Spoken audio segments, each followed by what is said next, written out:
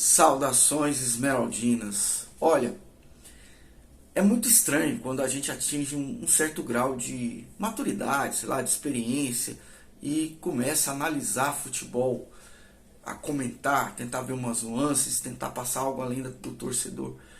Porque o que eu vi do jogo do Goiás contra o São Paulo é algo muito diferente do que grande parte da torcida viu também. E eu fico me perguntando o que é que está errado. Será que sou eu? Porque foi uma reação muito desproporcional à derrota. Eu estava vindo aqui, eu deixei de vir porque eu queria ver deixei de fazer o vídeo antes porque eu queria ver o final da rodada, porque o Goiás tinha realmente chance de entrar, risco de entrar no Z4, como entrou com a vitória do Corinthians em cima do Fluminense. Mas eu estava num viés muito positivo em relação ao time do Goiás. Porque eu vi um time jogar bola. Eu vi o time do Goiás fazer coisas que há muito tempo eu não via. Dá prazer de ver o time jogar. Você ter um time que sabe pegar a bola, tocar para o companheiro ter várias opções para tocar também, ir tocando a bola até a frente, fazer pressão no adversário, ter vontade de jogar. Isso tudo o Goiás demonstrou, principalmente no primeiro tempo da partida, quando poderia ter aberto mais um gol, até mais dois. O Rafael foi o grande nome do primeiro tempo.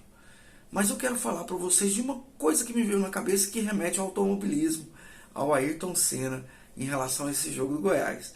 Olha, eu sou Helder Dias, esse é o canal Verde 33. Se você já conhece nosso trabalho aqui, sabe que sempre é muito bem-vindo, muito bem-vinda. E sabe também que eu já peço para deixar aquele like, para que a gente possa engajar esse vídeo de uma forma mais proativa e chegue a mais pessoas, né? E se você está vindo pela primeira vez, ou uma das primeiras vezes depois de muito tempo, faça sua inscrição aí, clica no botãozinho aí, se inscreva no canal para ajudar a gente também a crescer e a discutir mais as coisas do Goiás. Seja sempre bem-vindo, comenta no final do vídeo também, que é muito importante. No final do vídeo, na descrição, tem também os melhores momentos da partida, então já dá uma olhada lá e vê realmente o que é, tire a sua própria conclusão, apesar que é muito resumido, mas sobre o que foi a partida deste sábado, né?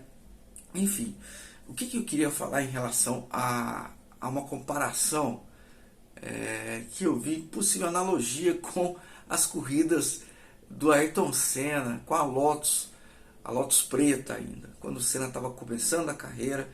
Eu já gostava muito de automobilismo, eu acompanhava desde pequeno, né? Eu comecei bem novinho, não é porque eu sou velho não.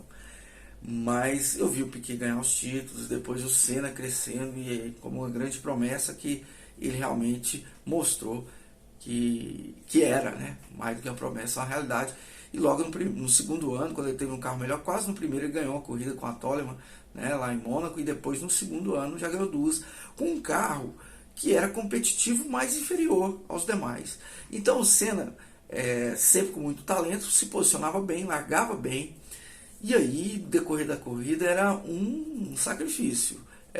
Para quem estava torcendo, era muito agoniante, porque o Senna na frente, mas sabendo que estava perdendo, a gente vendo que estava perdendo rendimento por conta dos pneus, por conta de motor, uma série de coisas, e o Senna segurando no braço. Muitas corridas foram dessa forma.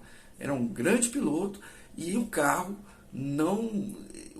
ia se desgastando, principalmente pneu. Então você chegava ali e falava, via a diferença chegando, diminuindo, e de repente não vai dar. Vamos ver se vai segurar, não vai dar, não vai dar.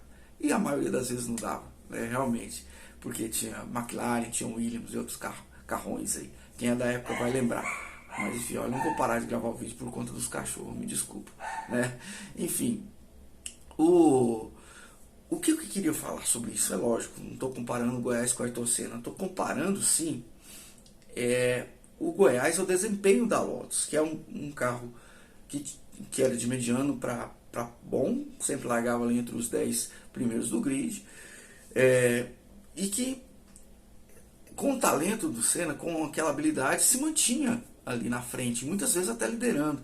Mas você sabia que não ia durar. O Goiás fez isso com o São Paulo.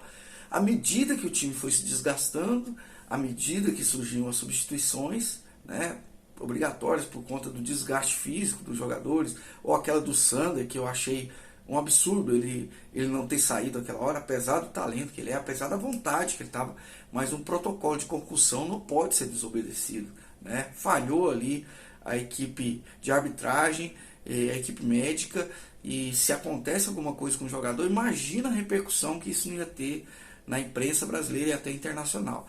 Então, o Goiás, o Sander, um grande jogador, o Dieguinho, o Palácios, e o Goiás foi perdendo essas peças. E não tem reposição à altura, eu já falei isso em outros vídeos. E o que me animou no jogo foi o Goiás ter conseguido, no primeiro tempo, São Paulo começou começou pressionando, o Goiás soube contornar aquela situação inicial e depois levou mais perigo ao adversário. E aí eu fico pensando assim, um segundo tempo normal, o Goiás ia decair a produção de São Paulo jogando em casa, ia ter a torcida toda para empurrar para frente. O segundo gol saiu daquele jeito, né? Para mim, muita gente colocando como falha do Tadeu, mas uma bola desviada e quicando na frente é muito complicado. É porque a gente depois vai ver o jogo em câmera lenta e tudo. Mas olha, eu não digo que não foi uma falha, era uma bola defensável, mas não chega a ser um frango. E o Tadeu tem crédito, né? Então não adianta querer culpar o Tadeu pela derrota, né? O Tadeu já salvou o Goiás quantas vezes, né? E então, se está perdendo ponto por conta do Tadeu agora, bom, é o que eu já disse, para mim foi um lance fortuito, a bola desviou, e quando acontece aquilo, é difícil saber a trajetória da bola, você está caindo com o corpo para um lado e tem que voltar para o outro, desequilibrado. Então, eu acho que era defensável, poderia ter defendido e não defendeu, mas não chega a ser um frango. Agora, eu vi dois lances do Goiás que eu queria marcar aqui. O primeiro, um lançamento, se não me engano, do próprio Tadeu para o Palácios, e a dominada que o Palácios dá na bola, quase saindo para a linha lateral, e demonstra a habilidade que ele tem. Um grande jogador, mas que cansa muito, muito rapidamente, né? Então, esse é um problema que o Goiás está tendo. Sempre o Palácios está tendo uma minutagem pequena nos jogos, né? Começa jogando e até 10, 15 minutos do segundo tempo está saindo. Isso é complicado. E, pô, o Goiás tentou se defender do jeito que deu, e eu acho que se defendeu bem, né? Defendeu porque o São Paulo se impôs no segundo tempo, pressionou, e o gol saiu já no começo dos acréscimos. O segundo gol, na verdade teve gol impedido, mas estava impedido, foi gol legal. E aquele bate-rebate dentro da área, o Goiás ganhou a maioria das bolas aéreas, mas uma hora ia perder, e perdeu naquela bola ali que sobrou. Acho que foi o Diego Gonçalves, cabeceou e sobrou pro David fazer, o David que saiu do banco de reservas. Bom, e muita gente depois disso parece que deu a doida, porque o Goiás entrou na zona, mas era muito claro que a possibilidade era grande do Goiás entrar na zona de rebaixamento com o Corinthians jogando em casa.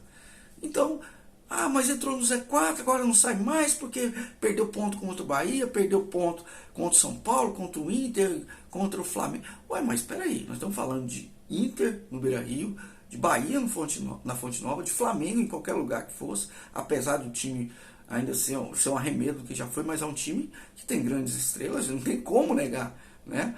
E depois o Goiás ganhou do líder, o único time que tirou ponto do líder até agora, o Goiás Esporte Clube.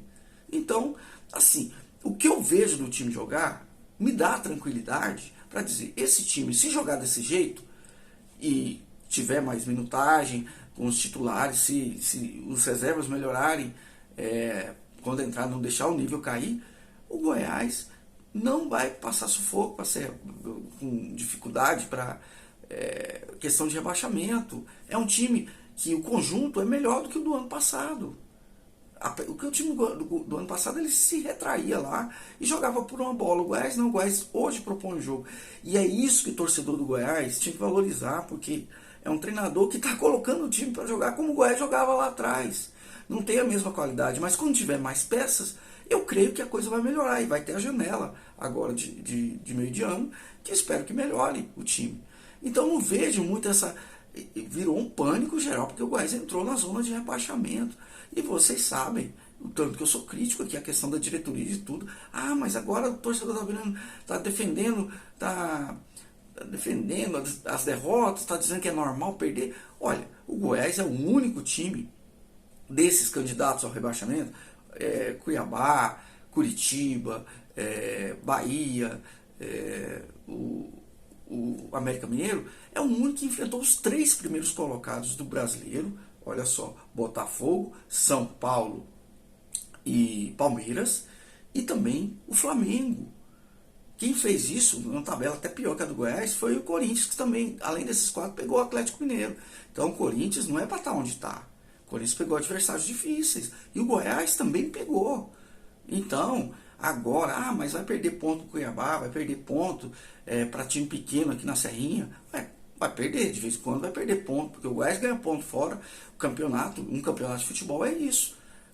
Você vê os times grandes perdendo ponto para pequenos, senão não precisava nem jogar. O Goiás contra um Cuiabá vai perder ponto, mas depois, como ganhou do Botafogo, vai ganhar ponto. Agora, o que a gente tem que ter é clareza de que a gente não pode botar tudo a perder por conta de ter entrado na zona de rebaixamento. Então fica aqui um pensamento de quem já acompanha o Goiás aí há mais de 40 anos e que já viu o time muito pior se escapar do rebaixamento. Né? Um time que não chegava nem perto de ter a qualidade de toque de bola. E jogadores numa crescente, como é o caso do Maguinho, o Dieguinho está jogando muita bola, que pena que parece que ele machucou, mas tomara que seja coisa pequena, né? Vamos ter a volta do Morelli nas próximas partidas, assim a gente espera, né? O Vinícius recuperando, que para mim continua como titular, apesar que o Alisson tem melhorado, mas assim, faz falta o Nicolas, né? Faz falta, o Goiás poderia ter segurado, mas enfim, nós temos isso aí, temos condições de chegar a uma campanha razoável, né? Eu não acredito que o Goiás vai ter problemas com rebaixamento se continuar jogando nesse padrão. Nós jogamos contra o São Paulo no Morumbi, e o São Paulo afinadinho, sem perder a 11 jogos, com o Dorival, com a moral lá em cima, a torcida toda empurrando. Então, gente, olha, não dá para ficar desesperado por conta disso. Tem um jogo no meio de semana aí da Copa Verde, vamos tentar festejar um pouco um título e depois a gente volta a carga aí pro fim de semana, que é contra o Cuiabá. É um jogo importante, mas se empatar também, se não ganhar o jogo, não vai ser o fim do mundo, né? E botar essa pressão agora, olha, realmente eu não vejo sentido nenhum nisso, nesse momento, pelo que o Goiás está jogando e pelas contingências de ter entrado na zona do rebaixamento depois de todas as pedreiras que enfrentou. Então é isso. Bom, se você concorda, se você discorda, deixa aí seu comentário. Aqui a opinião, a gente sempre respeita qualquer tipo de opinião, é um espaço democrático e só aquela coisa, né? Vamos tentar ser educado, apenas isso. E no mais, comente o que você quiser, deixe o seu like, o seu dislike, se você gostou desse vídeo também. Chama mais gente pra cá, ok? Um abraço, boa semana para todo mundo.